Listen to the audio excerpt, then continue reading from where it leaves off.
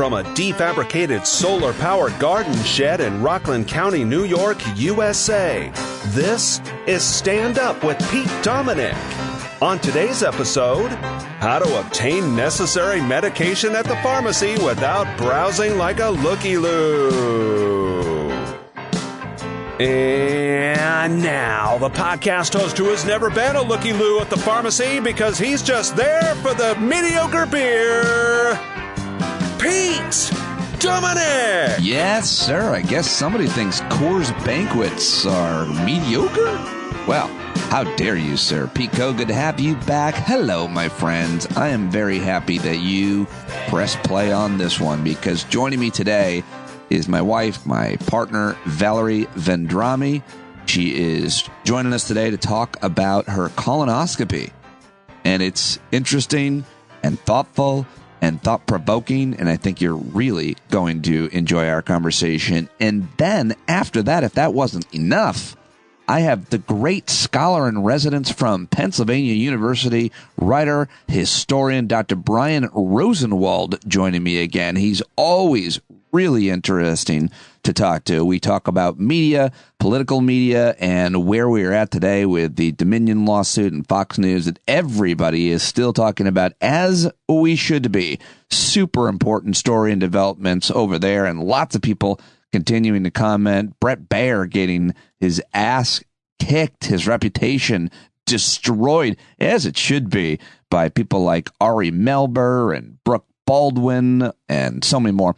All right, well, let me get to some of the news before we get to my conversations, unless you want to fast forward and jump right to it, which you can. That starts at about 14 minutes after a very special big announcement from me that's coming up. And then I start talking with Brian at 41 minutes into today's episode. But first, let me just give you some of the reactions that I'm hearing, because I think this is an important perspective and a really important story and issue. Let me start with MSNBC host and legal correspondent expert Ari Melber. He took Fox News anchors Bret Baier and Martha MacCallum to task after newly reported 2020 Zoom call showed they were concerned about viewer backlash over their network's election coverage. I think this 2.5-minute explainer from Ari Melber sets up my later conversation with Dr. Brian Rosenwald just perfectly. Take it away, Ari. Of all the valid critiques of media, and there are many, this type of thing, just canceling an election call or reversing it, this doesn't even come up. No legitimate news organization has faced evidence of anything like this in its election coverage in the modern era. In other words, if you're listening to this story and going, well, I have a lot of friends who criticize the press, sure, and some of those critiques are valid. The type of factual critiques about the press, about bias, about selective coverage, about corporate interference, none of that goes anywhere close to this. A Fox CEO now caught on tape saying, if we hadn't called Arizona accurately, our ratings would have been higher. And she gives away the game by saying that it was bad that Fox's elections expert told the truth about Arizona, saying, again, from this newly leaked call, that his job was not to do accurate election coverage. It was to, quote, protect the brand. Then when Fox's own election expert pushes back, again, we're seeing well behind the curtain of high-level stuff you never normally see. The expert pushes back, says they had the call right, which is true. And then the New York Times reports that the Fox CEO, Scott, agreed it was important to be right, quote, but I think we're living in a new world in a sense where half of the voting population doesn't believe in big corporations, big tech, big media. There's a lack of trust. This is such BS. I want to make sure you understand exactly what it is, because it's the kind of echo you might hear from someone at some barbecue or dinner party. It's a common spin. Those people lying to you, some of them are on your screen right now, they lie to you. They undermine trust. Then they refer to a lack of trust out there, which is their justification for what they're doing. And to tell you the obvious tonight, because sometimes I do that, it is illogical to say you can't report the truth if half the population disagrees with the truth.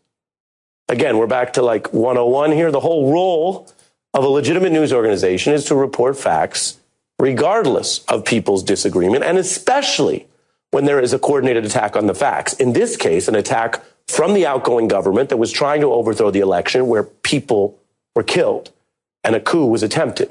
That's, of course, what makes all this so important. That's why it's still in the news, because of the sheer stakes of it, not just some random isolated lie from somebody who admits that they run Fox News to protect a brand. Well, speaking of Fox News, Ari Melber, well done, and Ari Melber's team over there at MSNBC's The Beat.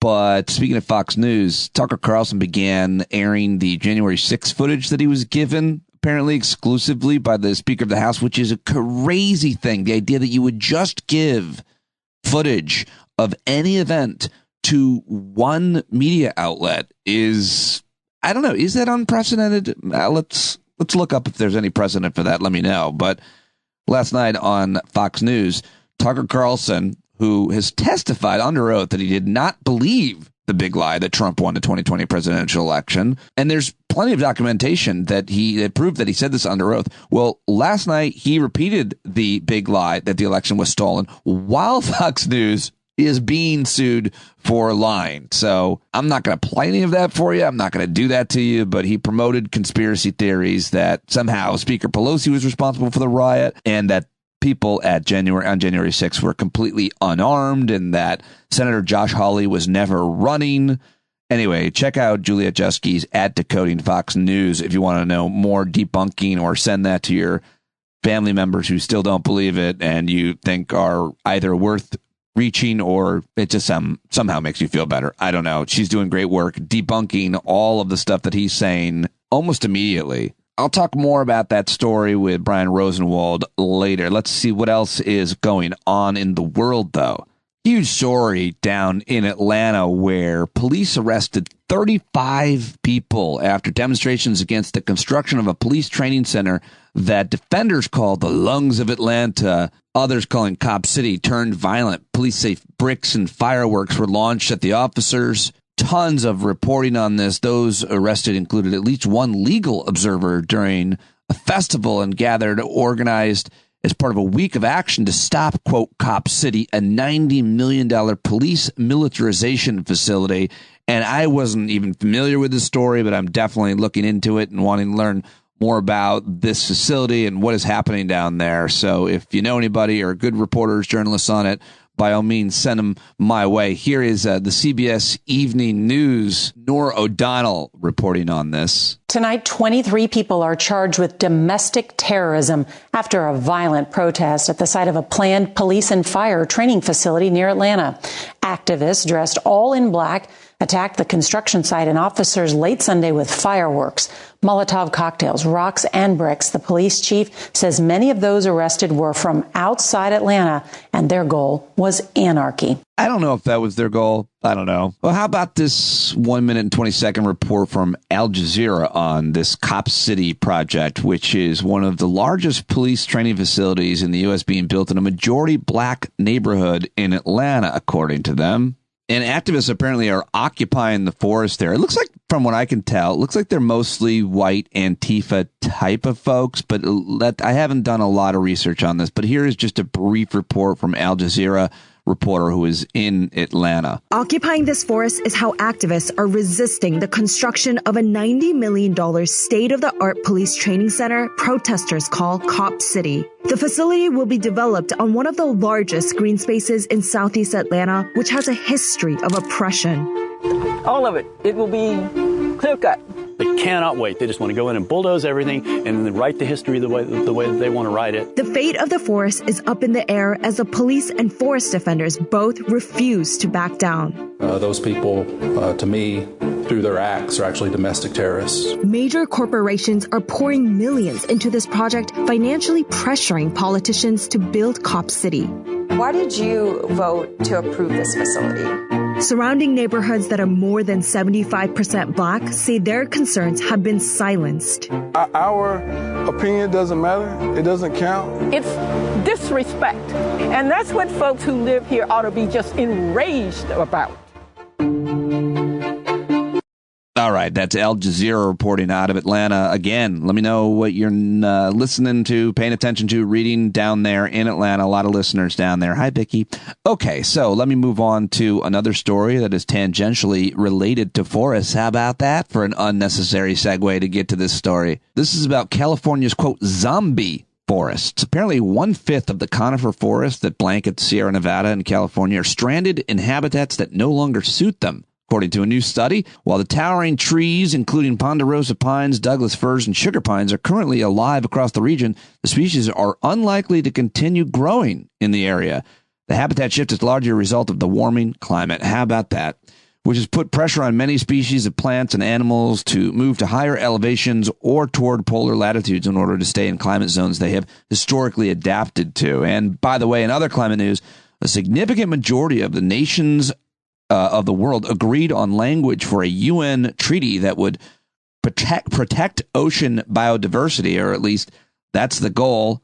A lot of news outlets reported on this. New York Times, after 2 decades of planning and talks that culminated in a grueling race over the past few days in New York, a significant majority of nations agreed on language for a historic United Nations treaty that would protect ocean biodiversity. As marine life faces threats from climate change, overfishing, the possibility of seabed mining, and other dangers, the treaty would make it possible to create marine protected areas and enact other conservation measures on the, quote, high seas, the immense expanse of ocean covering almost half the world. Well, we'll see if they're able to put any teeth into that and actually make a difference. And I also just want to mention an email from listener Edward Keene on this issue on climate-related issues. Ed sent me a really nice email. He's a longtime listener of the podcast, and he said he's learned a lot from me and the guests over the years. My interviews, info, and guests are amazing, he writes. He says, I've not yet figured out the Thursday Hangouts, but I'll keep trying. Come on, Ed, you got to hang out with us tomorrow night.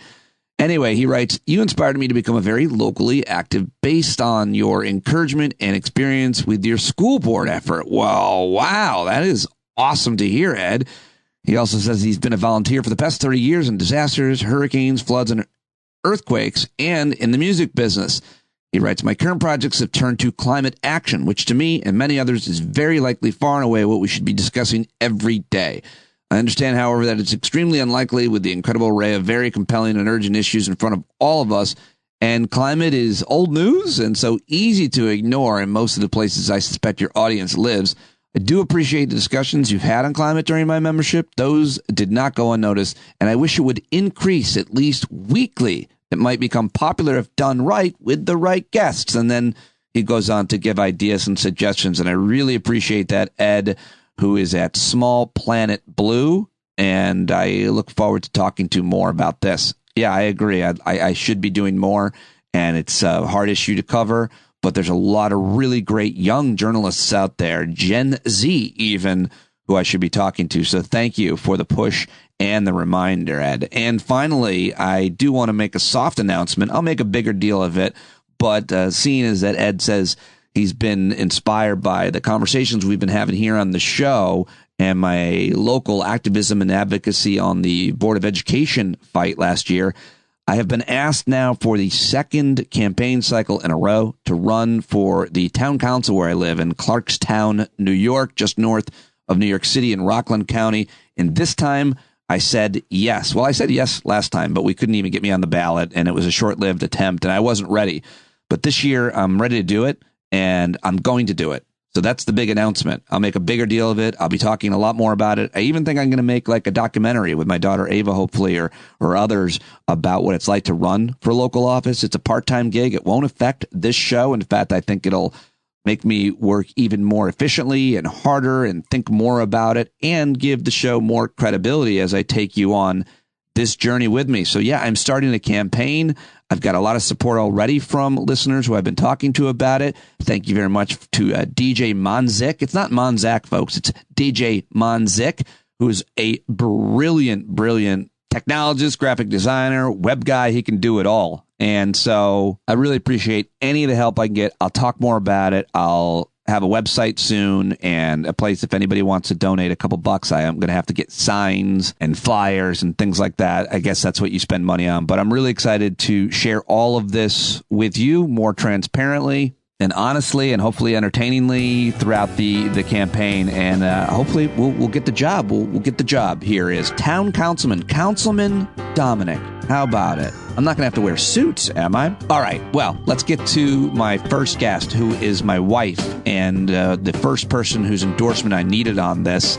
and I'm very excited to welcome her back into the show. She's been on a couple times before. A couple things quickly about Val. She grew up outside Detroit. She spent her summers in Sicily, where her mom is from. She's first-generation Italian. Both her parents are from there. She speaks fluent Italian. She and the girls are dual citizens, as a matter of fact, of Italy, which is pretty cool. I can't wait till they leave me there when America collapses. Can I please come? I'm joking. We're going to be fine, folks. But if we aren't, we can all go live in Sicily, where everything is totally fine and normal, and peaceful and loving. I'm sorry, back to Val. She was a few credits shy of a master's degree in school psychology, but she went in a different direction with her career and our lives when she became a yoga instructor, teacher, and a personal trainer and health and fitness coach, which is what she is doing now. If you want to hire her, you can email me, standupwithpete@gmail.com, and I'll pass it along. She does virtual consults and other things like that. If she's available, she's super busy, but more than happy to entertain anybody's interest in that and her work. Look her up and add her on Facebook if you haven't already. She is Valerie Vendrame. She is also on Instagram and Twitter. I'll put some links in the show notes to my wife's social media, but I basically set up why we are talking today in front of her, so I'm just going to let it rip right now. I hope you appreciate our conversation, and I am really grateful to Val for joining me, and I'm sure she would love to hear your feedback. I know she would, so send it my way. standupwithpete@gmail.com. I'll forward it on to her, or you can feel free to contact her directly at vvyoga@icloud.com. bvyoga@icloud.com. And one note about this interview or conversation with my wife. She's obviously brilliant and articulate and self-aware and educated and informed, but we'd never had a conversation about this thing until today, about what happened. And so I was just trying to guide her along. So you'll hear me talk over her and interrupt her more than normal, but it was because I was really trying to get her to tell this story of this thing that had just happened. And so hopefully that doesn't come off disrespectful to you or her. I already kind of talked to her about it, but I was guiding her through this amazing experience that she'd lived through, and we'd been talking about the entire afternoon after it happened. So here we go. Let's do it right now, Val. Well, joining me now is my partner, my wife of 22 years, Valerie, who is just fresh out of her first ever colonoscopy, anesthesia free. We'll get into all of it, but I want to thank you for joining me because I think this is a public service to our audience. You're going to share your experiences like you have a couple times in the past. I wish you would more, but you're not the most public person. But I appreciate whenever you sit down. How are you feeling after your colonoscopy? Good. I feel like every time I join you, there's some kind of medical event. Last time was COVID. Yes. This time it's my colonoscopy. So your listeners enjoy hearing my health stories, I'm sure. Well, I wish we could talk parenting and stuff, but then we'd have to be talking about our kids, and I feel like that violates their privacy, or else it would be awesome. And then we'd fight on the air. Yeah, well, that would be good. You think? Oh, huge ratings through the roof. People love conflict. They do, especially ours. They haven't heard it yet, so I think that would be extra special. So someday, maybe we should just record them. And then keep them. And then play out. And then we could have a whole audience kind of referee us. Let's go. Yes. Who's in? Who wants in? We could take bets. We could pick sides. We could do fun bits and segments and sound effects. So first and foremost, you are 47 years old. I am 47 years old. I am at higher risk because I'm a man and I have colon cancer. My grandfather died of colon cancer. And so we share a physician, but he did not prescribe to me a colonoscopy. He gave me the box to poo in, and then you're supposed to send that in, and then you go from there. You, however, were told to or prescribed to go get a colonoscopy as a female with no history that you know of, 47-year-old female, no history, otherwise healthy, by your OB-GYN, by your obstetrician gynecologist.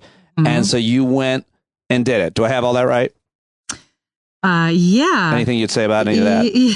Because we can have experts on to explain the. Well, I always thought that it was after 50 that you had to go, and I just never really give it any thought. And then when she told me that now the new recommendation is after 45, so she's like, "Okay, let's schedule. Do you want me to schedule it?" And I wasn't at all I was like, okay at the moment, but I at all was not excited or looking forward to it. You weren't? No. And I just thought it was a little premature because never did I think, I don't know. I just thought I'm still young. Like, why do I need a colonoscopy right now? It just seems so invasive.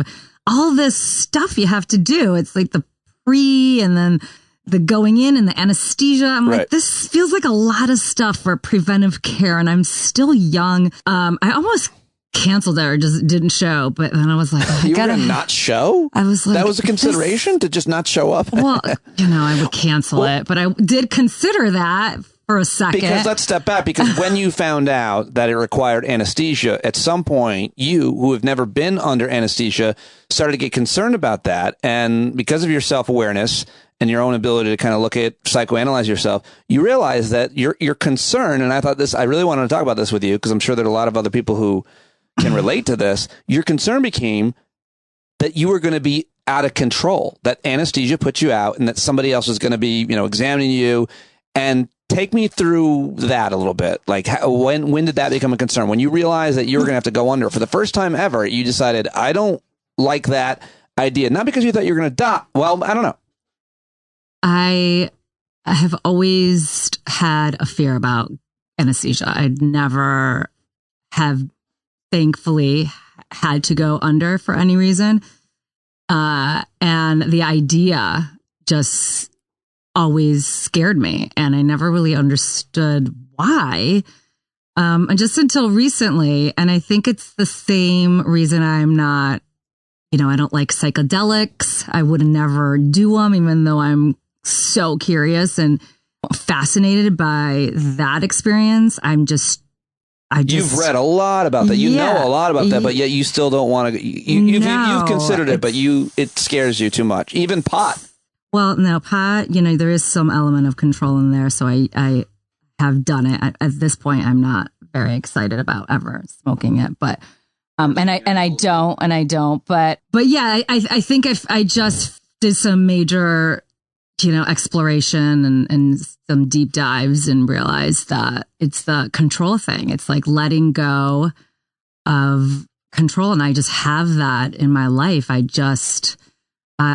think it's going back, not to get too psychoanalytical, but just, growing up without security, without a feeling of control, as a child. Feeling under threat a lot. Yeah. So I had to only trust in myself. So I'm constantly in that position where I can't trust anybody else to take care of me. So that's like ultimate surrender, right? When you're completely unconscious, it's like ultimate, like, here, do whatever you want with me kind of thing. I think it's like hard for me to fly because I have to let the pilot take control. It's tried the last time we went, you tried to actually fly the plane, which I thought was really arrogant. If I could, I think I would. Sir, just step aside. I'm like, just let me take care of everything. So yeah, I think that's, or at least to be in the cockpit to know that everything's okay. At the sign of any bump, you would probably feel more comfortable. Like, are we cool, Captain? Exactly. I have to kind of be in the driver's seat. Yeah, it's a thing. I mean, and you know that in our marriage, but I feel like you like control too. You're a little bit power hungry. Sure. Yeah.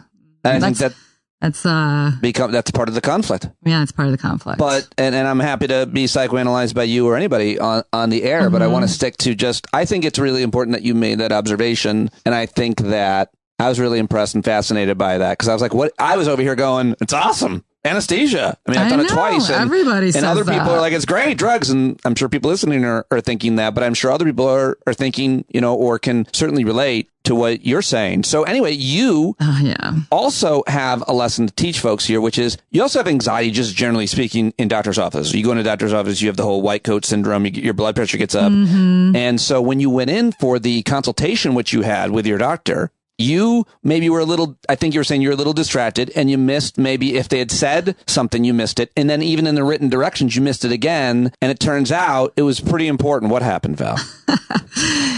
So you cleaned yourself out all day yesterday. I think there's, part of me is just, in a little, and didn't I don't know. things that you don't want to hear, you just don't hear, maybe, perhaps. And then there's anxiety when you're in there. And so you miss things anyways. Sure. But yeah, so apparently you're supposed to stop drinking, eating everything at midnight. We're supposed to not eat at all the day before, just having clear liquids, and which is fine because I do a lot of fasting. And that wasn't my concern so much. It's the shitting, like water out of your ass. Do you want to for say like anything about 6 that? hours. I mean, everybody has probably heard about their experience, but yeah, I mean, that's flaming asshole. Not so comfortable. It literally feels like you're like battling food poisoning or something. You're every 20 minutes, you're like shitting water out of your ass, and then waking up in the middle of the night. So, and then drinking that stuff that's like by the time you're the last like 2 glasses, you just like don't think you could keep it down, and you're like fighting the urge to vomit. You didn't like that. So yes, other than that, it was fine. But, you know, I think they did tell me, and I'm sure I read it. I read that sheet maybe 20 times. It was sitting on the counter and you'd underline things. I didn't miss anything. But I think I blocked out because I remember thinking, am I not going to be able to drink coffee the morning of? And I couldn't imagine not drinking coffee at all and going like 12 out, whatever it is, was going to be at that point like 24 hours of not, more than 24, 32 hours of not eating anything, and then getting up and not having coffee. Just thought was insane. So I think I blocked that out. And Lady loves her coffee. And my tea. I think I blocked that out because I didn't read it again. When I read it the last time, I didn't see that part that was underlined and bold. So you went ahead and you drank your coffee and you had water. I drank my coffee. I drank tea. I drank, some water. I just drank. My appointment was at noon. You had 4 shots of Jaeger just my before. My appointment was at noon. And she didn't, folks. And so I had plenty of time, and I just like, what am I going to do? So I drank, and I get in there, and then anesthesiologist comes in. And meanwhile, I did tell the nurse that I had some tea in the morning, but she didn't really say anything. She IV'd me up and everything, and anesthesiologist came in there, just like, he's like, oh, drink? Yes. He's like, oh, you're not supposed to drink. Like, really? It doesn't say that anywhere in the sheet of paper. And I brought it to him, and he's like, look at it. And he couldn't find it very easily either.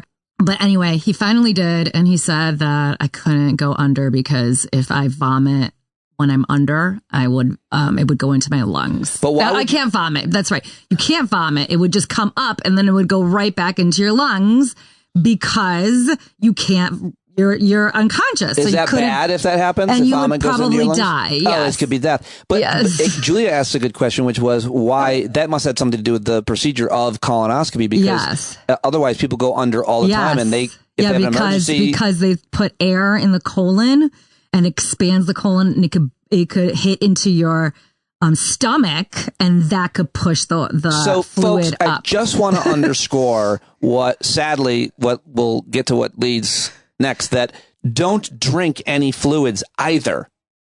No, and I'm 12 sure hours after. Yes. And the point is, if you made that mistake for any reason, other people might too. And it's literally the main reason I wanted to have you on here. I feel so dumb for not realizing that.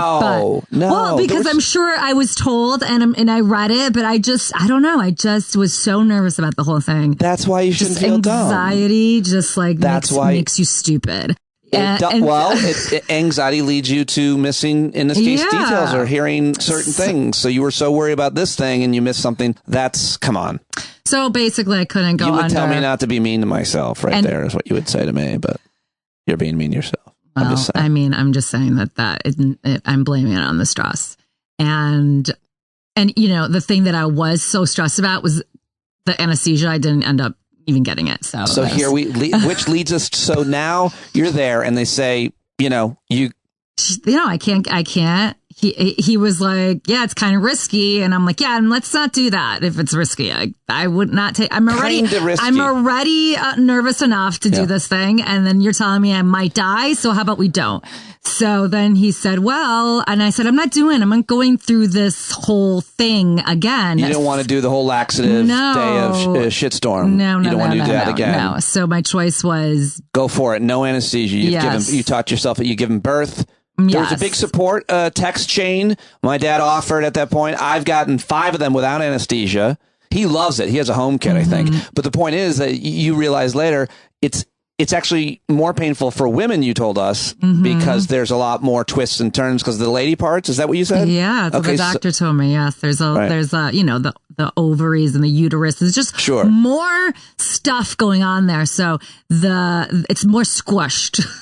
So your intestines are squished a little bit more. So that means it's a little bit harder to get around, and it's the getting around parts that are really painful. Well, so there you go. You're now going for it, and you had the procedure. And how was it on the way in without anesthesia for a lady? It was who has a huge threshold of pain. Yeah, well, the reason that I don't regret it was because I was able to see what was happening. I was watching the whole thing the whole time. Why did you like that? Because you were in control. Yeah, because it helps me see what's happening. Right. And it's also fascinating to see the inside of your body. And so that the next time I know what's happening, and it'll be easier to go under. Right. You think it'll be easier to go under the next time because you saw what happened? Yeah, because I was in there. Yeah. And, but then I found out as we were going through it that I ended up having 4 polyps, and he had to remove them all. So that just added a lot of time to the procedure, because they said, about 15, 20 minutes. And it ended up being double that time because it takes some time to take those babies out. And one was pretty big.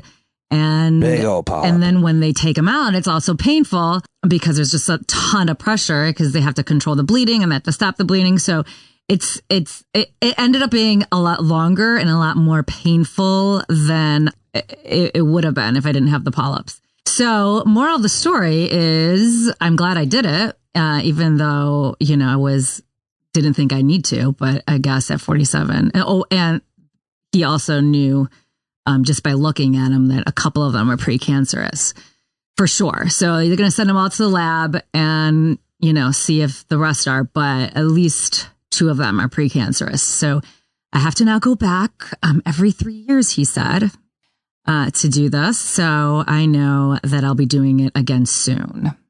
Oh, yeah. At one point, did you ask the nurse if you could hold her hand? Oh, I was gripping the rail because it was, he was turning a corner. And I feel like there was just tons of corners. He kept saying, I'm going to turn a corner again. I'm like, how many corners are there? Corners thought there's like 2. It's the intestine. But and I was like, I need to touch right now because, touch is very healing. And I know that. And it actually helps a lot when you hold somebody's hand.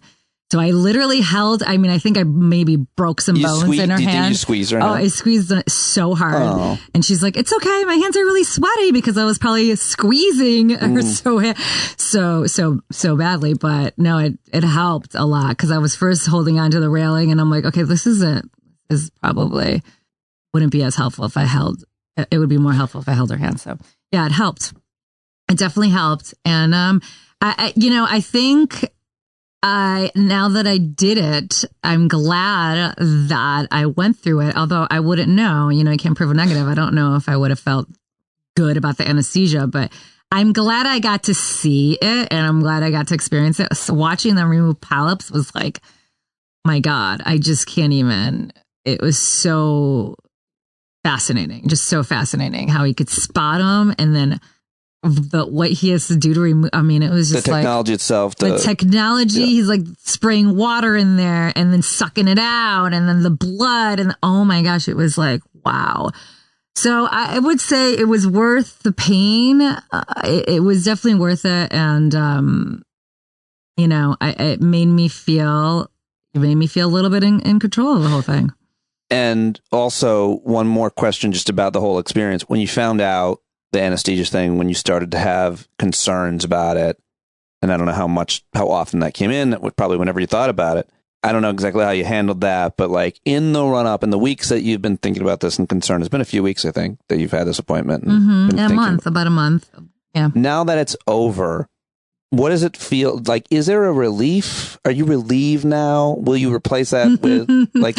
Am I relieved? Well, now that I know that I'm a candidate for cancer, for colon cancer, I don't know if I would say I'm relieved, but I'm relieved because then I have a new concern. But I'm relieved for the procedure. Like, I know that I can handle it, and I know that I'll be okay. But I haven't not gone under, so that's going to cause me still some anxiety. You know, I think I'll feel a little bit better because I know what to expect now. Going in, I know the scenery, I know the doctor, I know, the procedure, I know all of that. So I'll feel a lot better. I've heard enough stories about anesthesia where I'm feeling a little bit more at ease.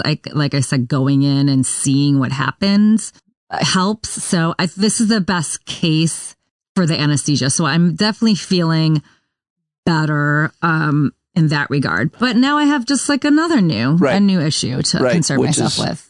Certainly part of our journey of aging, which is why I appreciate you sharing this. I think we hear a lot about colon cancer and colonoscopies with men, especially. I'm not going to say it's overcovered, but I certainly don't think that much about it with women. I don't know about the guidelines. I'm sure we'll hear from a lot of people. I'll talk about this with people in the future when I book them on the show. But I just think that it's really kind of a public service when we talk about these things with each other openly, certainly the way that you just did. So I'm grateful. I'm sure we'll hear from a lot of people who have been through similar experiences or can relate to your specific set of concerns. And then I'm going to get mine. Like, I can't wait. And I'll prove to you how great it is with the anesthesia. And then we'll have to compare polyps. If I have more than you, if you don't have any, it'll be so fun. It just sucks that you would like the whole joke between you and I is that I'm the healthy one. Yours is super healthy, like ridiculously healthy in diet. It's either in exercise. It's either all the research hasn't applied to me, or I have just, thank God, exercise and diet has helped me not have more polyps. I don't know. I mean, because I feel like I do everything right, and you just never know. I mean, I'm over here eating crap, and you're eating raw. But I don't eat dark chocolate, and you do. So maybe it's all the dark chocolate. All the dark chocolate. I'm drinking beer. Who the hell knows? I don't know, but and eating bread. It just goes to foods and meats. You don't eat hardly anything. You don't smoke. But you don't even drink. More evidence on how we are not in control of anything. It's all a fucking facade anyway. So all this, all these issues I have over control and needing. And it's not real. None of it is real, but it's like, I still need that false sense of security because there's no such thing. It's just no such thing. But that's the practice really, is just, making peace with that knowing and that knowledge. It's very challenging. Every day you're challenging that kind of control issue.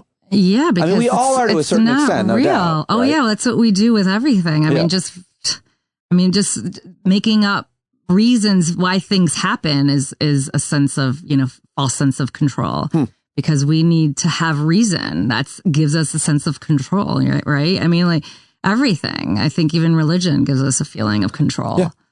Yeah. Or certainty of outcomes. Certainty about all of it, yeah. But none of it is real.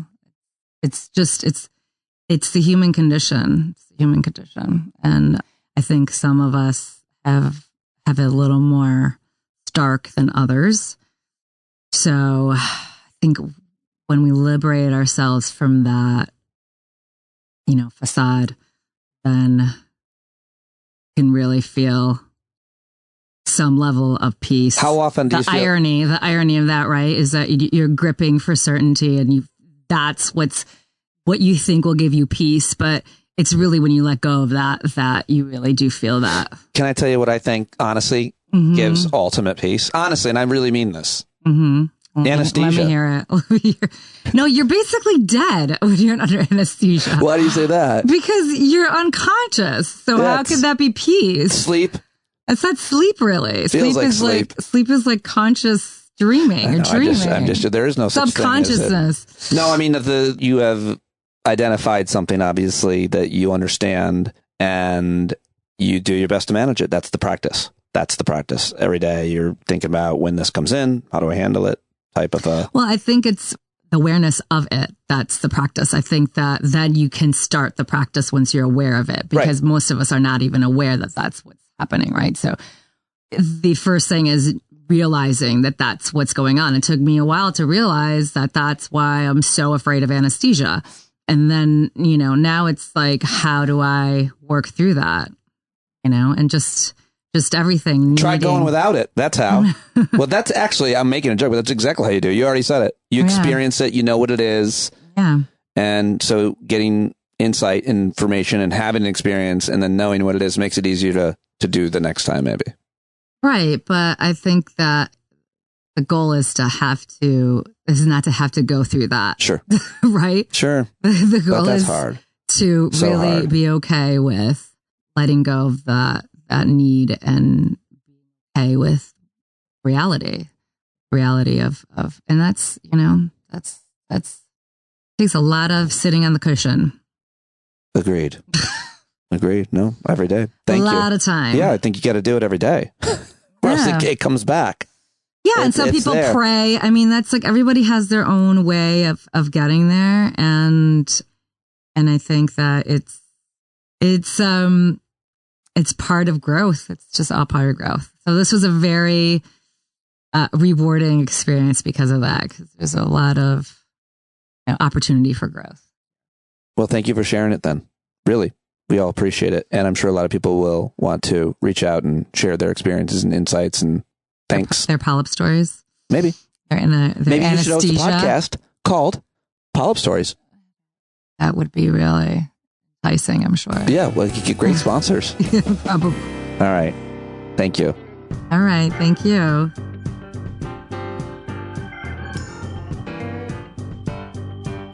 bvyoga@icloud.com. Add her on Facebook or Instagram. And I'd really like to hear what you thought of that. And maybe we can get Val to join us more. She's starting to come out a little bit more and be more comfortable sharing that stuff, obviously, if you're talking about your medical procedures that way. But I also think that's good to destigmatize things like that and our health in general. I mean, if people want to keep those things private, they absolutely should have the right to. But I think it's helpful when we share and when we talk about any of it, aging, all of it, our feelings on all of it, our experiences with it, with our loved ones, our relatives, our friends, and family members. And I always want to do that here on the program. If you've got something that you want to share, an experience that you want to share, if you're a physician or a medical expert, reach out and talk to me and correct anything that we might have gotten wrong there about the regulations and recommendations for your colonoscopy, colon cancer, and all of the rest. All right, so now it's time to get to my second guest of the show. He is a scholar and an expert, a historian and a writer and author. He is the senior editor of Made by History at the Washington Post. His book is Talk Radio's America, How an Industry Took Over a Political Party That Took Over the United States. Currently a scholar in residence at the Ivy League University of Pennsylvania, where he teaches courses in history and political science. Of course, he's appeared in all the big networks. He was just on The Bulwark, which is a great podcast with Charlie Sykes. And his Substack writing is available at brianrosenwald.substack.com, The World According to Brian. Ladies and gentlemen, Dr. Brian Rosenwald is back. Let's do it. I've got a lot of questions for you. First of all, I believe that the Fox News Dominion legal case and all that we have learned as a result of it coming out, what do they call them? Depositions. Discovery, depositions. This is where being the child of lawyers pays off really well for me. How big of a deal is it to you? This is a huge deal. First of all, because it's almost impossible to win a defamation suit, and Dominion actually has a chance here, which tells you how bad this is for Fox. But what I think that this told us is two things. At the beginning, Fox News had two pieces to it. It had an opinion piece that was very much like Rush Limbaugh and everything on conservative talk radio. It also had a news piece, which was sort of the right-leaning mirror of the mainstream media, in which they did do rigorous reporting. They did do straight-up news, but it was always guided by a conservative perspective. The questions they asked, the stories they covered, the way they framed things. There was an example. They told the New York Times in I want to say it's 2099, 2000, somewhere in there, where they're we're going to be different because when we cover, say, an execution, we're going to lead with the crime committed, not the last minute protests and ask, requests for clemency and things like that. They were going to use conservative values to kind of orient the news. flash forward 2 decades, and what the Dominion lawsuit has revealed is they are now totally hostile to facts and reporting. When their reporters tried to correct the record about what Donald Trump was saying and the lies he was telling and his allies were telling, they had Tucker Carlson and texting Sean Hannity being like, get Jackie Heinrich fired, which is almost mind-blowing to hear them say that, not just are we avoiding sharing the facts ourselves, but that if someone else actually tries to engage in the horrible crime of reporting, they shouldn't be here anymore. And so on some level, that was kind of a bombshell. And now, was I surprised at what the management was worried about and the opinions? No. Right. I mean, conservative media, I've stressed this for years and years, is a business. And the way when you have a business, you want to protect your relationship with your customers. You don't want to anger your customers because it's not very good business, whether you're running a gas station, a department store, or a media outlet. And they were afraid of their own audience. And what has happened here, especially over the last probably 15 years, is that there was a time when conservative media was free enough where if a host kind of wanted to prod their audience or push them in the direction that maybe the audience didn't want to go, but the host thought was like morally right, they could do that. Rush Limbaugh took to his microphone to inveigh against Pat Buchanan in the 1996 presidential primaries because Buchanan was a protectionist and a nativist, and that wasn't Limbaugh's conservatism. And it cost him some listeners, but he was able to do it because, he didn't have to worry about, it's going to torpedo my whole operation, because there just wasn't competition like that. But over the last 15 years, you've gotten to a point where there's 3 cable news networks. There are dozens of radio shows, hundreds, thousands of radio shows, dozens in each time slot, 4 or 5 nationally syndicated shows in every time slot, and all kinds of internet and YouTube and you name it types of conservative opinion. So now if you try to truth tell to your audience, you run the risk of people saying, my God, what happened to you? You've sold out. You used to be one of the good guys. And so I'm going to just go listen to one of those other shows in that time slot. I'm going to, ignore you. And they are rightly worried in the wake of the 2020 election that their audience is going to go to Newsmax or it's going to go to OAN. And so from a business perspective, it makes sense. And it's what I kind of would have expected. What's different here is the lengths to which people went, the fact that they put on guests who they're telling, talking among themselves are crazy and are saying crazy things. And then how aggressive they were about trying to crack down on anyone on the news side, from Kristen Fisher, who subsequently left the network, Neil Cavuto, one of their hosts, and how they fired their Washington bureau chief because they had the temerity to call Arizona for Biden correctly. Yeah, it's just the craziest thing that they were the first one, given the metrics and methods they were using this time around, which apparently were a new way, to say confidently that Joe Biden won Arizona, thus throwing the election, I believe, at that point, to him, and they fired that guy. Pete, they didn't even. It didn't even throw the election to him. It put him like one state away. But the blowback from the Trump people was so strong that the fact that they were right, they fired multiple people over this. They fired the people who did the right thing, who got it right. Yeah, I've never seen anything like that in any operation that claims to be journalistic in orientation or even partially journalistic. You win awards. Right. Exactly. You're able to negotiate for more money because you were so. That's the kind of thing that in the past, even at Fox News, if you got it right, you would be able to negotiate for more money in your next contract, or you could go elsewhere and make more money because you are the guy who got it right. Right. And they took people. One guy had offered him a 3-year contract, and all of a sudden there was no new contract offered. They got rid of multiple people over this. And they basically did it because they were looking for some sort of sacrifice to tell the base, we understand you're angry, to tell their audience, we understand you're angry at us, and we won't make this mistake again. The mistake of being right. I can't say that enough times. Like, they got it right. This is not something that should be, this is something where they should be patting themselves on the back. And instead they were aghast. How dare we get something right? in media, we're only as good as our credibility. If we're hiding something, if there's something about us, if there's something that we're saying off the air that's different than what we say on the air, that's it. That should be a death sentence, and that should be the way that it is.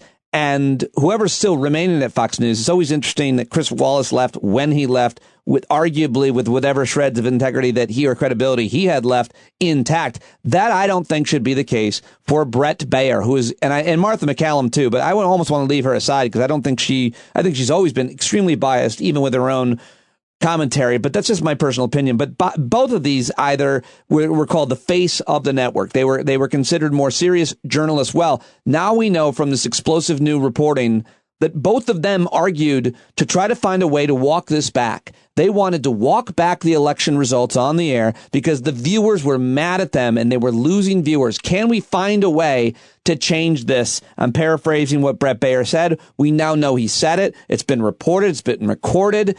What do you think about the credibility and the reputation of Brett Baier?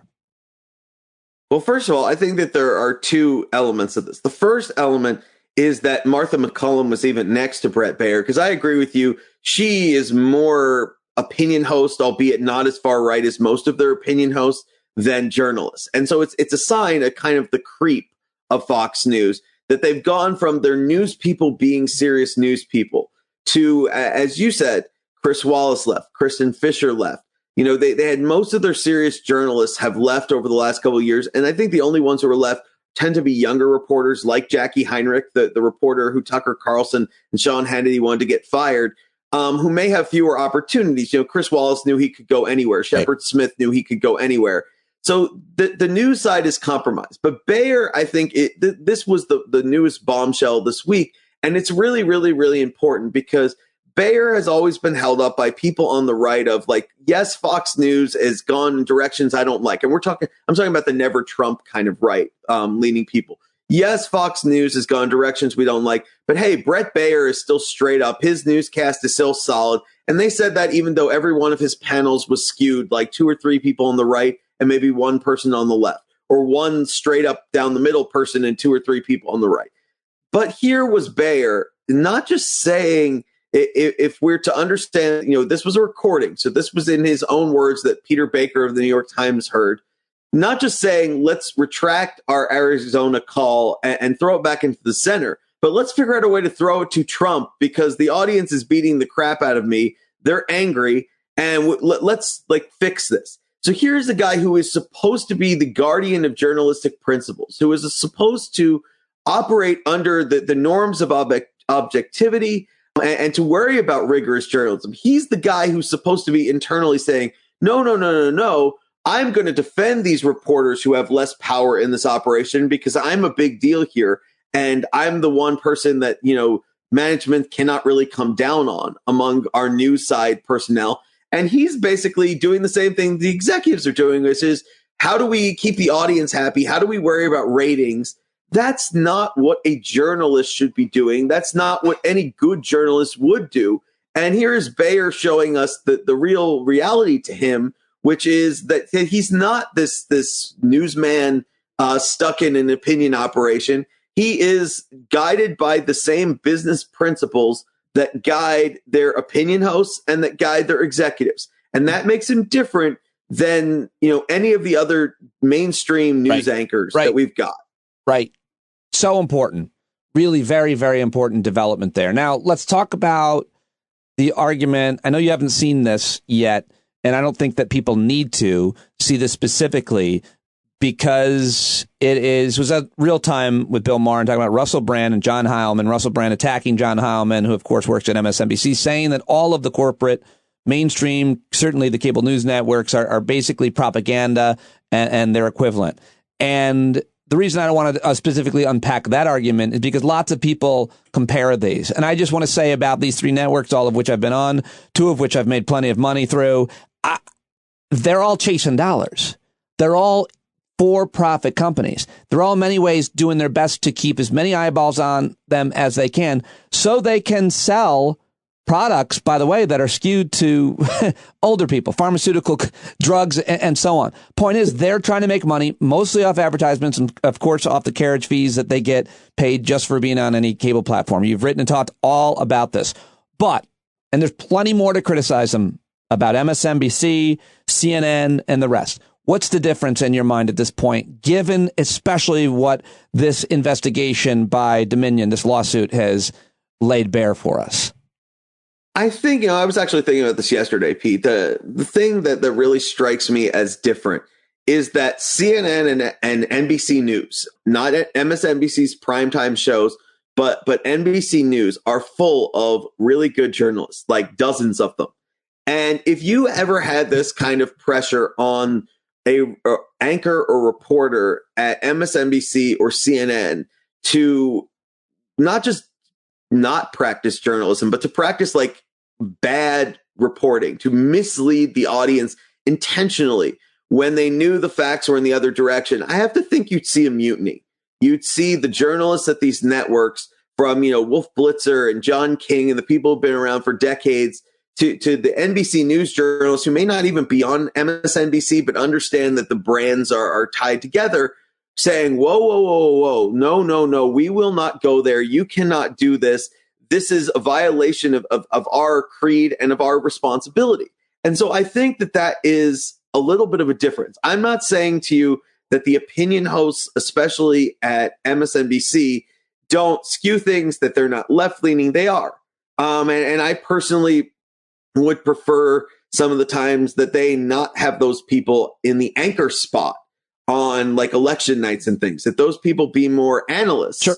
Then, I think your anchors should be straight up, reliable people that the audience knows that their goal is to give them the best information possible. But the reason why they don't is to the point of making money. Those people will not be able to get as much of an audience, and the public can say whatever it wants.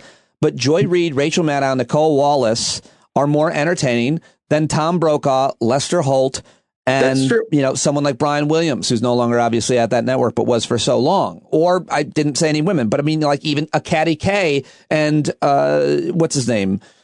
Meet the Press, Chuck Todd. I mean, like, there's a difference. That's why they put in the entertaining people. And I get your point, but I think the most and finish it. But the most important point is the allegation. Not the allegation. We know it's true. The facts are that they were saying something off the air. We know Trump didn't win. We know that Sidney Powell's crazy.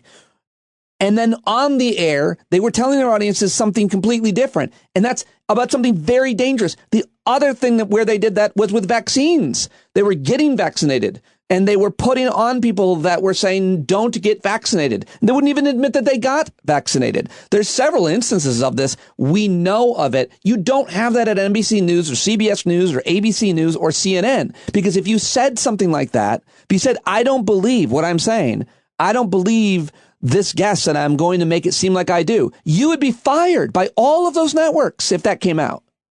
Rightfully. Well, okay, so you touched on like three separate areas here, Pete. So let me try to get to all of them because they're all important. First and foremost, when it comes to the fact that, entertaining and getting better ratings, you're right. I mean, who is CNN trying to lure right now? Charles Barkley, not exactly a journalist, but I bet Chuck is going to be fun and funny and entertaining and have a perspective. And they're putting Bill Maher. They're putting Bill Maher on now, which is I think he has gotten so controversial and conspiratorial. Yeah, and I mean, what it comes down to is, look, these platforms, these channels are businesses, as you said. They are designed to put the best possible product on that can lure in the biggest possible audience for the longest possible time. And all I'm saying is the difference is that on election night, if you look at the people anchoring the show for CNN, for example, it's not the opinion people, and they are governed by rigorous standards as to what are we saying and what are they talking about. They're talking about, well, okay, we just got returns, and John King goes up to his magic wall, or Steve Kornacki and gives us all these dorky numbers, and they've got people with all the campaigns texting with operatives. It's reporting. Sure, they have the opinion people there who have opinions and are telling us what this means and offering their takes, but it's a slightly different product. Secondly, in terms of this norm, I'm actually just finished editing a piece that's going to run this week. You're getting a preview here of Made by History at the Washington Post. But journalists have had situations in which and frequently, where they publish things that they know are untrue. But those are things where they feel like they have to, because of objectivity, the president of the United States is lying or a senator is lying. They are sharing his on the record perspective on something, even though they as journalists know it's not true. And we can talk about how that norm is problematic, but that is very different from what Fox was doing, which is saying we're worried that the audience isn't going to like this, so we're not going to tell them the truth. Not that this is important because these people are important and we should report on what they're saying. It is, we're going to share these lies that we know are lies because you, the audience, wants to hear them and we want to make you feel good. The example I used in my Substack on this, the column I wrote right after the first set of revelations a couple of weeks ago was, this has kind of echoes of those tobacco executives trying to tell us that cigarettes were not harmful to you, despite all the growing information over decades that cigarettes were very harmful to you. This is Fox doing the Democratic equivalent of that. They know that this misinformation was dangerous from a Democratic perspective. I mean, it's crazy you're saying that. Down on vaccines, it's medical as well. Yeah, you finish your point. I don't know if you noticed this, but I don't know if you knew this. Tucker Carlson has been reporting that tobacco basically is not that bad for you. Yep. So it's, I mean, you're not just making that actually is happening right now. Anyway, go ahead on the vaccines and COVID. Right. Yeah.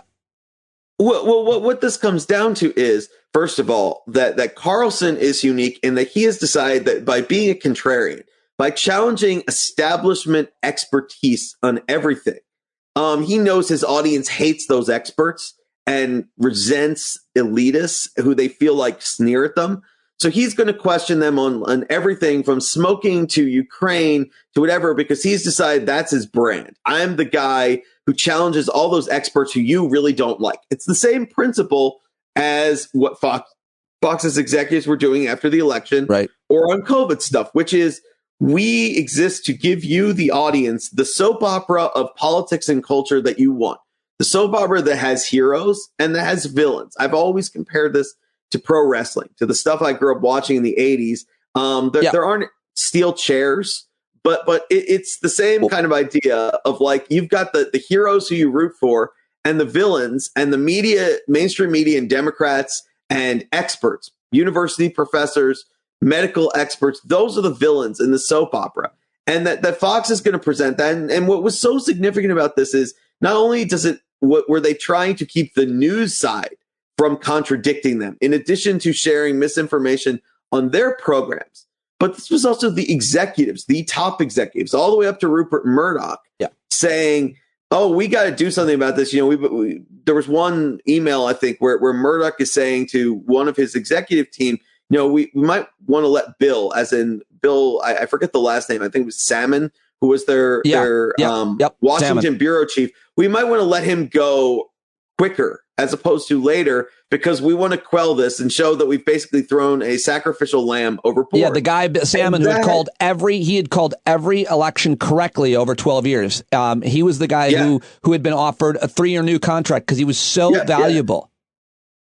Yeah, and I mean, what I want to stress for the audience is there's a difference here.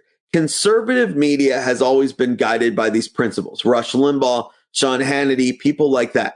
But even within these giant conglomerates that employ people like that, the newscasts on election night, for example, they are guided by journalistic people. They are guided by people who are focused on the best journalism. To give you an example, MSNBC relies on NBC News' decision desk when they make the calls.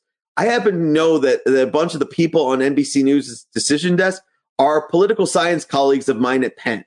These are academics who care solely about getting the calls right. And when they call an election, it's them, not the Rachel Maddows of the world, who are making that determination for NBC News and MSNBC, because that's the best fact-based, evidence system that we have. Now, there's an argument that we should get out of the business of calling elections in the first place. Sure. And we should tally all the votes and just be patient and wait until we know the actual outcomes in these places. But we need to understand that these projection systems are sophisticated data operations based in fact.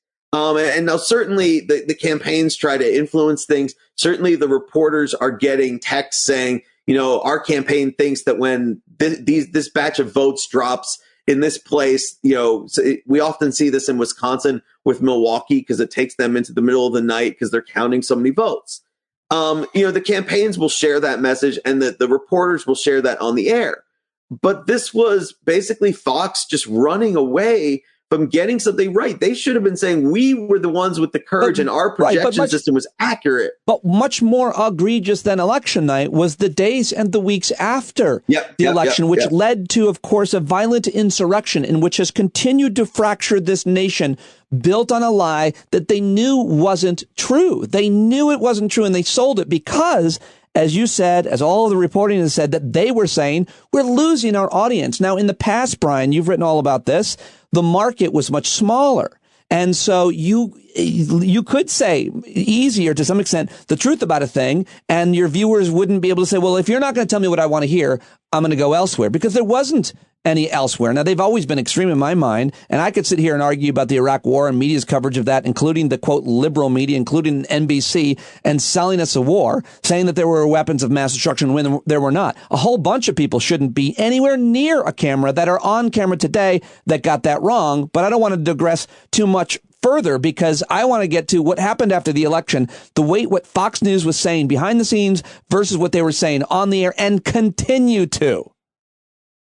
Yeah, and I mean, I think this is something they actually fell into the trap that a lot of mainstream conservative Republicans fell into with Donald Trump and continue to fall into because they've learned no lessons, which is, oh, that's Trump being Trump. We'll roll our eyes. We think this is false. We think this is ridiculous. We think this is nonsense. But, he's popular and we don't want to anger our base. So we're not going to speak out against this. And the problem, as we saw on January 6th, is if you feed people lies enough and get them worked up enough and tell them egregious enough lies, in this case, that an election was stolen, despite there being absolutely no evidence of this. And again, Sean Hannity, Tucker Carlson, probably the two leading voices in conservative media, Laura Ingraham, the third opinion host, who was a Supreme Court clerk. She knows something about laws and facts and things. She's certainly not an idiot. Saying behind the scenes, these people are acting like crazy people. They have no credibility. They're wrong. And then they put them on the air. My favorite quote was something, I forget it might have been Jay Wallace, the president of Fox News, but it was one of their executives.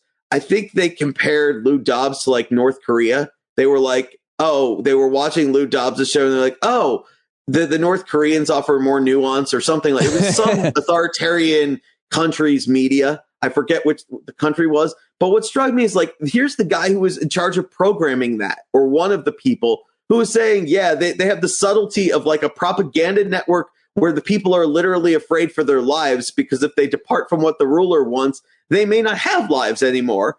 And saying, this is what our host sounds like, but we're going to put him on the air because that's what the audience wants to hear.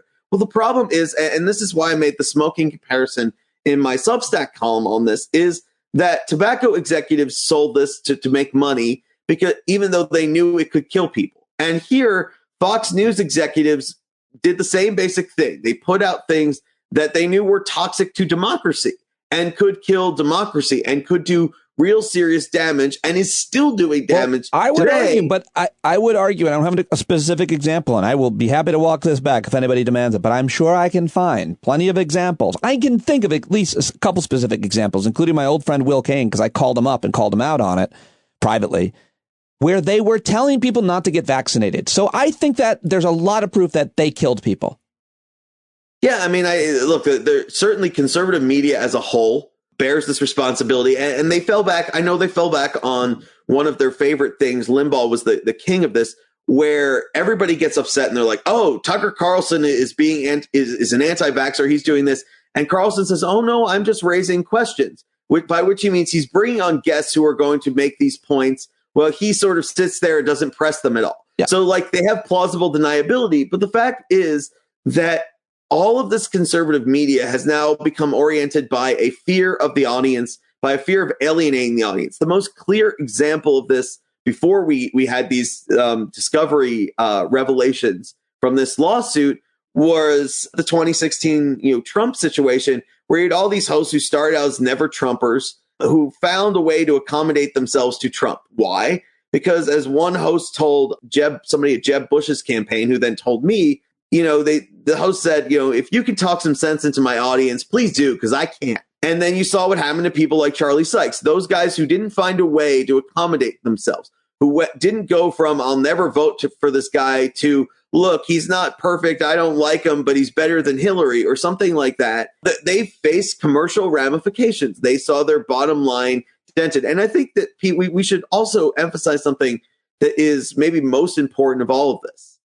Even after January 6th, they went straight for maybe a couple of days there where they were all aghast at this. And we know from the January 6th committee, they're texting Trump and his people being do something about this, on the afternoon of January 6th. But then within a couple of weeks, they went right back to the lies about the election and about January 6th itself, that these were because they saw what was happening. Minority. But because they saw what was happening to their audience, because they read the email and they saw they were losing audience to these other right-wing networks. That's why they did that. And it was that. And they also, one thing that is different today than it was 30 years ago, they have minute by minute ratings. Right. They know what segments are doing best and what segments are doing worse. And the other thing that we should emphasize here is, look, going forward, even those good reporters left at Fox, there are a few of them.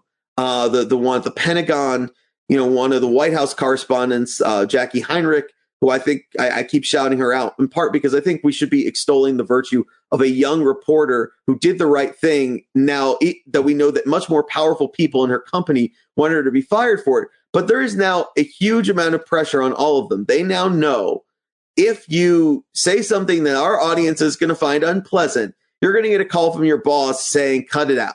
There are ramifications here for your continued employment, for your ability to put food on the table, for saying and doing the right thing, and not just, and I'm not talking about from a moral perspective, from our political perspective, Pete. I'm talking about doing your job right, which is, as a journalist, to convey the facts as best as you know them. And there is now a clear pressure on them that if you do that, your job is in jeopardy. Right. And that will shape everything that is said on this network going forward. And now that we've seen that Brett Baer is no defender of this, that unlike, the holy trinity of the news side of Fox News was always Brett Baer, Chris Wallace, Shepard Smith. Well, Smith and Wallace are gone. They could not tolerate this, though they didn't really say it that much. It seems clear that this was part of what pushed them to leave. Baer has stayed, and what we've now seen is he's not really uncomfortable with this. He's willing to go along with where things are, and we should recognize that. And I said this yesterday on Twitter. The Baer revelations convinced me that it's time for the media and politicians, Democrats, because Republicans would never do this, because Fox's audience is their base, to start treating them not like a news operation. Now, where I disagree, I think it would be wrong for Democrats not to go on Fox or for Democrats not to advertise on Fox. Not because I think Fox is going to be fair to them, but because I do think that you reach an audience that if you let the audience only get the lies, that you make it that much worse. You're hermetically sealing them in a world that is that much more I false. Totally agree with that, with just one requirement, seriously, which is you've got to be live. Because if you go on tape, exactly right. If you go on tape with Tucker or Hannity, they will edit it. That's exactly right. I mean, O'Reilly was the worst at that, where he pre-taped everything and then they'd edit it out. And I think that's right. But what I think needs to happen now is I don't think Fox can be in the White House briefing room. I don't think that they should be. You can't get the benefit. Look, they are absolutely entitled to be a conservative entertainment network. That, anything that there's a market for in the media, there will be products, whether that's sitcoms, whether that's sports, whether that's conservative entertainment. But if you're going to be the conservative entertainment network governed by the exact kinds of business considerations that governed the Rush Limbaughs of the world, Rush Limbaugh was not in the White House briefing room. You don't get the trappings of being considered good journalists, of being considered neutral, because by doing that, what mainstream journalists and Democratic politicians are doing is they're sending the message to the audience, look, Fox does have a news side. And what we've seen is that whole thing, that whole concept has been obliterated. And frankly, it would not shock me in the wake of these revelations to see others of the few remaining good journalists at Fox head for the exits. Yeah. Say, look, I don't want my brand tainted with this. I certainly think if in the long run, that's probably the best bet for a lot of them. But who knows how people double down and invest in this stuff, because it's only going to get crazier. I mean, if they don't, at some point, there's going to be a network host who is going to basically turn into Jesus Christ. I'm partially joking. He's going to have a one camera and a green screen behind him. He's going to look like the typical representation of Christ. And there's going to be an American flag. And he's going to say, I'm Jesus and I'm back. And that eventually is where they'll have to compete against that. If they don't have a Jesus-like figure, they won't be able to compete. Did you see there was that Vanity Fair article a couple of weeks ago that stirred up all kinds of attention on kind of this weird subsegment of the right that thinks like the apocalypse is coming in the United States, the government's going to collapse, and they're out in the Mountain West and they're trying to like create their own towns and everything. But what struck me is that one of the key protagonists was actually like some member of the Rockefeller clan, who is ironically enough now part of this like younger tech-oriented populist right. And this woman was like 9 months pregnant, and she was gushing to the reporter that how like even 9 months pregnant, she'd go back to DC if Tucker Carlson wanted to run for president to vote for him. And the reason I'm bringing this story up is that Tucker's already got that kind of rock star cultish thing going, where for a lot of people on the right, he is the guy. By getting up there, Pogue, Vanity Fair, James Pogue, inside the dissent fringe where the new right meets the far left and everyone's bracing for apocalypse. I will read it. Go ahead. Yeah. And so what I think is going on here is Carlson has built this brand as, I'm going to say the opposite of what everyone else is saying. And they love it because they see it as like him standing up to power in some way, when in reality, it just means he's spreading lies and going against facts. And it is dangerous because he's gotten bigger and bigger and bigger.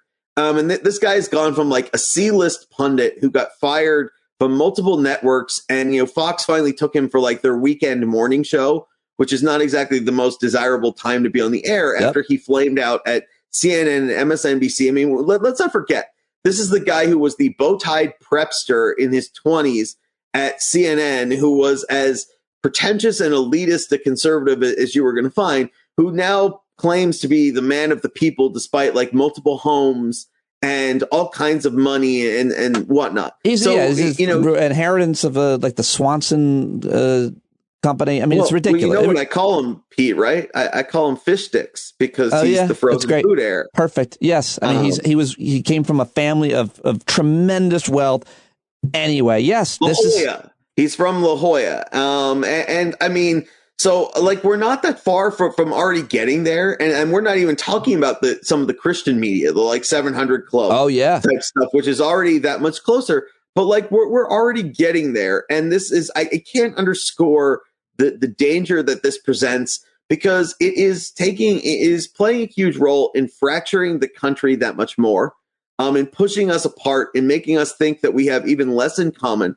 And in making people think that the establishment, quote unquote, the elites will resort to nothing but to subjugate these people. Well, when you tell them that over and over again, that makes them do crazy things like January 6th. No one wants to be subjugated. And you're feeding this stuff, and they live in this echo chamber where they can now marinate 24/7, 365 in nothing but content like this. And it is really, really spectacularly bad. Now, the irony of all of this case that I think is maybe the most ironic thing of all of it is that their heroes, Donald Trump and Ron DeSantis, the two politicians who Fox loves the most, except for like Marjorie Taylor Greene, of course, both want to significantly widen defamation laws so that a place like Fox would definitely be paying out the nose to Dominion. Really? Fox is making Fox is making all of these claims of like, oh, we were just presenting these arguments because that's what journalists do. Because the protection is basically, if you're doing journalism, you have to meet this absolute malice standard whereby like you knew that what you were saying is wrong and like your motives were bad in sharing it, right? And it's an incredibly high bar under the New York Times versus Sullivan case, which is seminal in the 60s. And DeSantis and Trump hate that because they want to bully the press into not doing investigative reporting, not saying things that are negative, even if they're true. So they want to widen these laws, and they want to make it easier to make defamation claims, because essentially the reason the court came down with this decision in the 60s is that Southern places would file defamation claims against good reporting on civil rights, and claiming they were lies, and that, you know, and they would go in front of Southern juries, which were not going to be necessarily friendly to the New York Times on doing accurate reporting on civil rights. So this is really crucial to enabling journalists to do good, rigorous, tough reporting that people in power don't like. It's very hard to prove defamation when you're dealing with public figures. It's different if it was someone like you or I who are not, you know, politician, or not a leading, you know, you could say pretty much whatever you want about Sean Hannity or Tucker Carlson, because they are huge public figures. But the DeSantis and Trumps of the world want to make it much easier to get a libel judgment. And so meanwhile, Fox is basically using this to try to save themselves $1.5 billion in a judgment. They are relying on the fact that this bar is so high, and their only hope of winning is that the bar is so high. But meanwhile, on the other side, you've got their favorite politicians saying, let's make the bar a lot lower because Trump doesn't like anybody saying anything negative about him. And what we've seen with DeSantis, did you see the proposal from that one legislator? Florida Republican, I mentioned this on yesterday's episode, a Florida Republican submitting an idea that if you were a blogger, you would have to register with the government. Well, a lot of conservatives, including Newt Gingrich, were outraged that a Republican would propose such a thing. You know, they obviously. Yeah. And I mean, look, what I said, and I've been trying to make this case is, look, yes, Trump is the worst of the Republicans, but DeSantis is also a lot scarier than the rest of them because he's got this authoritarian streak, and opening up, making it easier to prove libel is one element of that. But so that is the great irony of this. Yeah. And I hate to throw levity in when we've had all this serious discussion, but I discovered last week late at night on television that, since you brought him up, Newt Gingrich is doing infomercials for LifeLock's title lock insurance. So it's Newt Gingrich getting up there saying, "Hi, this is Newt Gingrich for LifeLock," and I cracked up because, like, this man was once third in the line to the presidency. And so I'm now sharing that fact with like everybody because Newt Gingrich it's pretty hilarious. Is an ad. Yeah, well, I mean, that guy is such. I have a lot of stories about that guy. I've interviewed him a few times. He is a real weird cat, and he was a really important part of reason as to how we got here. So that is it's good to know that he has zero integrity. I mean, we didn't know that, but that he's out there going from former Speaker of the House. But all the former Republican Speaker of the House is not a great thing to have on your resume. It doesn't usually end well. Paul Ryan seemed to be doing all right, I guess. But well, first of all, Boehner has figured out that I guess if you have enough cigarettes, Merlot, golf, and I think he shills for pot and lobbies for like pot interest. So he's probably indulging in some of that too. So I feel like he's got a pretty mellow vibe. But one thing that's really going to catch up with him in a karma bomb at some point, I think. But yeah, his long-term health prognosis is probably not good. Whereas Paul Ryan, is hitting the gym every day. Oh yeah, and sure, he's fine, doing everything right. Yeah, but there's no soul rehabilitation machine at any gym I know, and Paul Ryan sold his. So yeah, and I mean, one thing that ties all of this together on multiple levels. Well, actually, there's two things that we can use to tie this all together on multiple levels. The first is Paul Ryan is on the Fox board and was apparently privately stressing to their executives, we have a fiduciary responsibility to the shareholders, and we need to tell the truth here on things. But even then, he went and did this conversation with Charlie Sykes, and he wouldn't criticize his successor, Kevin McCarthy.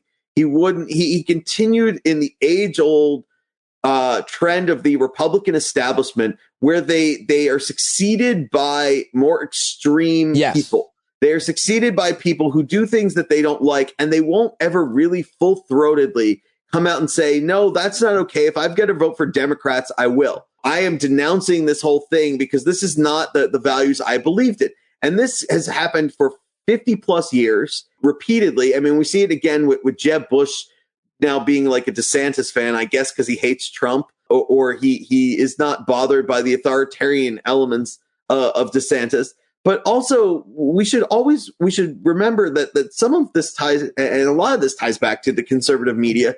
But like, we don't pause enough to think that if you go back over the last 2 decades and look at Republican presidential and vice presidential nominees, you've got George W. Bush, you've got Dick Cheney, you've got John McCain, Paul Ryan, Mitt Romney, Mike Pence. The only one other than Trump who has still got good standing with today's Republican coalition is probably Sarah Palin.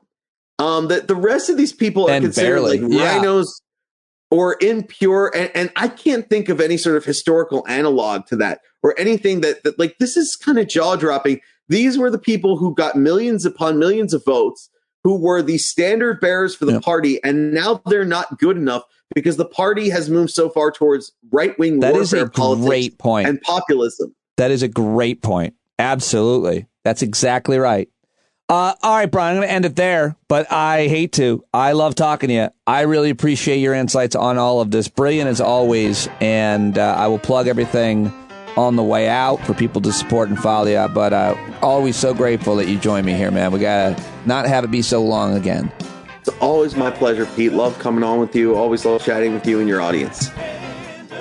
All right, there goes Brian Rosenwald, Dr. Brian Rosenwald at UPenn. Go check him out and subscribe to his stuff. Everything is linked in the show notes, his Substack, his book, his Washington Post, made by History section, and, of course, links to Val, who also joined me, my wife, Valerie Vendrame, are also in today's show notes. If you're not already a subscriber to the show, a paid subscriber, you should sign up now. You can subscribe to the podcast, as you should, wherever you listen to podcasts. That way it'll download to your phone or device every day.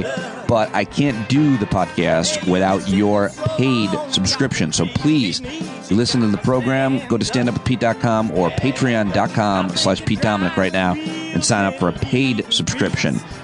Thank you very much, guys, for listening today. Tell your friends to listen to tomorrow. Be the change you want to see in the world, and listen to John Carroll sing to us as he does every day. Go to johncarroll.org. Thank you, Pete Coe. Thank you, Odessa Song. Talk to you tomorrow. That's right. We got to rise up. You got to stand up. You got to stare the devil straight in the eye. We got to let him know it's his turn to go. See it clear when all you hear is a lie. Don't get up off of your butt. Down off of your fence, even if it ain't a very friendly audience. Well, they'll begin to listen when you start making sense, and you stand up, stand up. No need to point your rifle to defend your town, just stand up, stand up. You know they can't deny you what you're laying down. Oh, you better stand up, stand up. Show your face of every color, yellow, black, red, and brown. She's the place where every lost child will finally be found. There's only one thing to do before we stand our ground, and that's stand up, stand up. Well, the founding fathers saw a land for all. They had to stand up, they had to stand up. They had a keen imagination for a crystal ball, drawing all the plans of stand up. But all they had to go on was the time they were in, with other causes for laws, and since they weren't even sin, they knew that change was gonna come before the change could begin. They had to stand up. All right, they had to stand up. We got to stand up. We got to look the devil square in the eye. We gotta let him know it's his time to go, and make it clear when all we hear is a lie.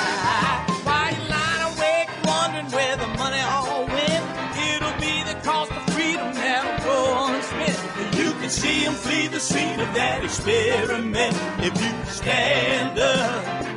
Alright, we got to speak up, we got to reach up and raise your voice in every way you know how. Don't be toes up, you got to show up. Ain't no better time to do it now. No need to pledge allegiance to no wanton tribe. Rise up and show obedience to the voice inside. And listen well and it'll tell you not to run and hide. It says stand up.